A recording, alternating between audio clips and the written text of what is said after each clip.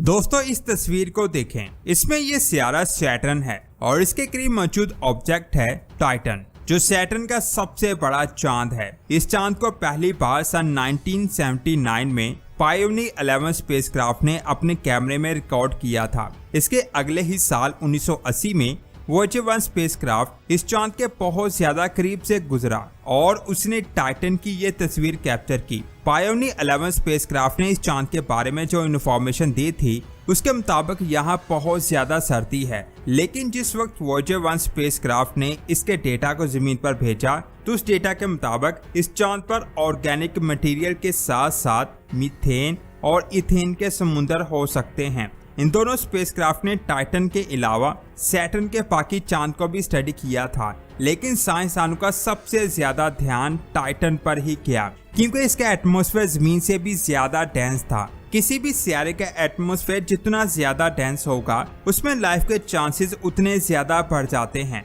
अब ये चांद जमीन से बाहर ढूंढा गया पहला ऐसा ऑब्जेक्ट था जिसका एटमॉस्फेयर भी बहुत ज्यादा ठंडा था और वहाँ लिक्विड ओशन के होने की बात की जा रही थी। उनके मुताबिक हो सकता है वहाँ लाइफ पॉसिबल हो। इन्हीं चीजों की वजह से साइंसदान का ध्यान इस चांद की तरफ गया। इसीलिए 1982 में ईसा और नासा ने मिलकर सैटर्न और उसके चांद टाइटन पर एक मिशन भेजने का प्लान किया और फिर कुछ सालों के बाद इन दोनों स्पेस एजेंसीज की कोलैबोरेशन से शुरू हुआ कैसिनी-हुयेगन स्पेस मिशन। इस मिशन के दो पार्ट्स थे, एक था स्पेस प्रोब और दूसरा था ह्यूगेन्स लैंडर। ये लैंडर टाइटन पर लैंड करने वाला था। इस मिशन को 15 अक्टूबर 1997 को लॉन्च किया गया और 7 सालों तक स्पेस में सफर करने के बाद यह मिशन 1 जुलाई 2004 को सैटर्न के ऑर्बिट में पहुंच गया। लेकिन ये सफर इतना आसान नहीं था क्योंकि जब सन 2000 में कैसिनी स्पेसक्राफ्ट एस्टेरॉयड बेल्ट में पहुंच चुका था तब साइंसदानों को पता चला कि कैसिनी स्पेसक्राफ्ट और लैंडर में कम्युनिकेशन में एक प्रॉब्लम है। ये बात आप जान लें कि कैसिनी का काम सैटर्न को ऑर्बिट करते हुए टाइटन पर लैंडर को ड्रॉप करना है। आप टाइटन पर लैंड करने के बाद लैंडर वहां से कलेक्ट किए गए डेटा को डायरेक्ट जमीन पर नहीं भेजेगा, बल्कि वो पहले डेटा को कैसिनी स्पेसक्राफ्ट को भेजता, फिर कैसिनी स्पेसक्राफ्ट उस डेटा को जमीन पर भेजता। अब टाइम आने पर यह प्रोसेस सही से वर्क करेगा या नहीं इसके बारे में किसी को कुछ नहीं पता था। इसकी टेस्टिंग के लिए इस मिशन के एक इंजीनियर ने जमीन से कैसिनी को एक मैसेज भेजा। अब यहाँ पर रोवर को वैसा ही रिस्पांस देना था जैसे वो लैंडर के मैसेज को उस वक्त देगा। साइंसदान को उम्मीद थी कि कैसिनी इस सिग्नल को रिसीव करेगा और रिप्लाई देगा। होता भी ऐसा ही है। कैसिनी रिप्लाई तो देता है लेकिन वो सिग्नल बहुत ज्यादा वीक था। इस प्रॉब्लम की जांच करने के बाद ये पता चलता है कि प्रॉब्लम कैसिनी के रिसीवर में है, जो मसूल होने वाले सिग्नल की ड्रॉप शिफ्ट को हैंडल नहीं कर पाता। अब क्योंकि स्पेसक्राफ्ट लगातार मूव कर रहा था इसीलिए इसकी फ्रीक्वेंसी में शिफ्ट देखने को मिलता है। ये सिम ऐसे ही है जैसे एक बंदा आपके सामने से हॉर्न बजाता हुआ निकल जाता है। जिस वक्त वो आपके करीब होगा आपको हॉर्न की आवाज बिल्कुल क्लियर सुनाई देगी, लेकिन जिस वक्त वो दूर चला जाएगा तो हॉर्न की आवाज बहुत कम सुनाई देगी। और कैसिनी में लगा रिसीवर इन चेंजिंग को मैनेज नहीं कर पा रहा था। ये बात मैं कर रहा हूँ सन 2000 की, इसलिए साइंसदानों के पास इसका सोल्यूशन निकालने के लिए 4 सालों का टाइम था क्योंकि कैसिनी स्पेसक्राफ्ट 2004 में सैटर्न तक पहुंचने वाला था।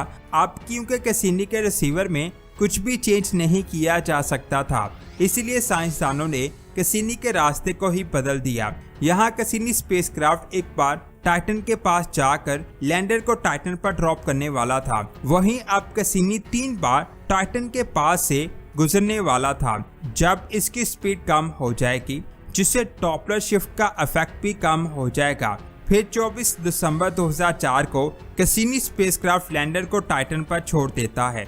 ये लैंडर 3 हफ्तों तक स्पेस में ट्रैवल करता है और फिर 14 जनवरी 2005 को ये लैंडर टाइटन के एटमॉस्फेयर में दाखिल हो जाता है। जब ये टाइटन के एटमॉस्फेयर में दाखिल हुआ तो बहुत ज्यादा गर्मी से बचने के लिए इसके किट हीट शीट कवर हो जाती है। जब ये खतरे वाले एरिया से बाहर निकल जाता है तो हीट शील्ड लैंडर से अलग हो जाती है और फिर इसके पैराशूट खुल जाते हैं। इसको टाइटन की सरफेस तक पहुंचने में 2 घंटे और 27 मिनट लगते हैं और इस दौरान इसमें लगा कैमरा सारे व्यूज को कैप्चर कर लेता है। आप देख सकते हो कि कैसे ये टाइटन के थिक एटमॉस्फेयर से होते हुए नीचे जा रहा था। इसमें एक ऐसा आला लगा हुआ था जिसका काम इसके थिक एटमॉस्फेयर में पार्टिकल्स को कलेक्ट करना था, जिससे पता चलता है कि टाइटन का एटमॉस्फेयर नाइट्रोजन और मीथेन का बना हुआ है। साइंसदान को यहाँ आर्गन गैस के मिलने की बहुत ज्यादा उम्मीद थी, लेकिन उनको ये गैस यहाँ बहुत कम मिकदार में मिली। लैंडर ने यहाँ आर्गन का ही एक आइसोटॉप्स 40 काफी मिकदार में फाइंड किया, जो बहुत खास बात थी। इस आइसोटॉप से पता चलता है कि टाइटन जियोलॉजिकल एक्टिव है और यहाँ पर आइस वोल्केनोस भी हो सकते हैं। सरफेस से 70 किलोमीटर की दूरी तक पहुँचते ही बादल खत्म होने लगते हैं और लैंडर को टाइटन की जमीन दिखाई देने लगती है। यहाँ पर कुछ ऊपर उठी हुई जमीन नजर आ रही है जो ठोस बर्फ की बनी हुई है और कुछ एरिया आपको डार्क नजर आ रहा होगा। ये डार्क एरिया असल में वो जमीन है जो खुश्क हो चुके किसी रिवर या लेक की जमीन हो सकती है। इस तस्वीर से पता चलता है कि एक टाइम में टाइटन पर मीथेन की नदी बहती थी। साइंसदान को अंदाजा था कि यहाँ मीथेन का बहुत बड़ा समुंदर होगा, लेकिन यहाँ ऐसा कुछ भी देखने को नहीं मिला।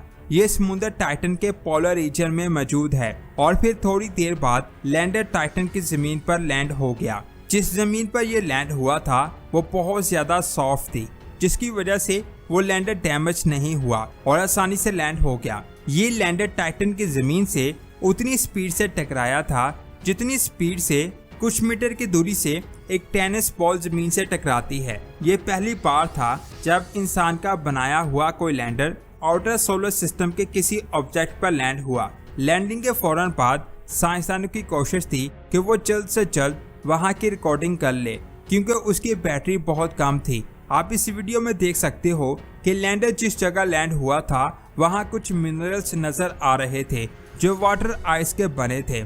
साथ ही साथ पूरी जमीन ऑरेंज कलर की है और ये जो शैडो आपको नजर आ रहा है असल में ये लैंडर के पैराशूट का शैडो है। अब साइंसदानों को ये भी परेशानी थी कि कहीं ये पैराशूट लैंडर के कैमरे के सामने ना गिर जाए। इस लैंडर ने सिर्फ इस चीज को रिकॉर्ड किया। इसके अलावा टाइटन के जमीन पर साइंसदानों को कुछ और देखने को नहीं मिला, क्योंकि ये लैंडर ना तो रोटेट हो सकता है और ना ही मूव हो सकता था। ये लैंडर वहां की 100 तस्वीरें को खींचता है और टाइटन के सरफेस पर 72 मिनट तक एक्टिव रहने के बाद इसकी बैटरी डेड हो जाती है। ओवरऑल इस लैंडर के अंदर लगे कैमरे ने टाइटन के एटमॉस्फेयर से लेकर जमीन तक 700 तस्वीरें को खींचा। इन 700 तस्वीरों में से आधी तस्वीरें यानी 350 तस्वीरें ही जमीन तक पहुंच पाई। यानी लैंडर और रोवर में कोई इशू था, जिसकी वजह से 350 तस्वीरें जमीन तक नहीं पहुंच पाई। लेकिन इन तस्वीरों से भी हम टाइटन के बारे में कुछ हद तक जान पाए। अगर मैं बात करूं कैसिनी की, तो इसने टाइटन के गिर्द ऑर्बिट कर रहे एक और चांद एनसीलेडस पर पानी को दरियाफ्त किया और साथ ही साथ इसके जरिए साइंसदानों ने सैटर्न के नए रिंग्स को भी देखा। इसके अलावा स्पेसक्राफ्ट ने 2 मार्च 2009 में सैटर्न के गिर्द एक और चांद को फाइंड किया, जिसके छोटे से हिस्से को आप स्क्रीन पर देख सकते हैं। ये स्पेसक्राफ्ट 13 सालों तक सैटर्न को ऑर्बिट करता रहा और फिर 15 सितंबर 2017 को साइंसदानों का इससे राब्ता टूट गया। ये था कैसिनी और इसमें लगे लैंडर का सफर। नेक्स्ट वीडियो आप किस टॉपिक्स पर देखना चाहते हो नीचे कमेंट्स करके जरूर बताएं। इस वीडियो को लाइक और शेयर लाजमी करें। मिलते हैं एक और शानदार वीडियो में। अपना बहुत सारा ख्याल रखें। अल्लाह हाफिज।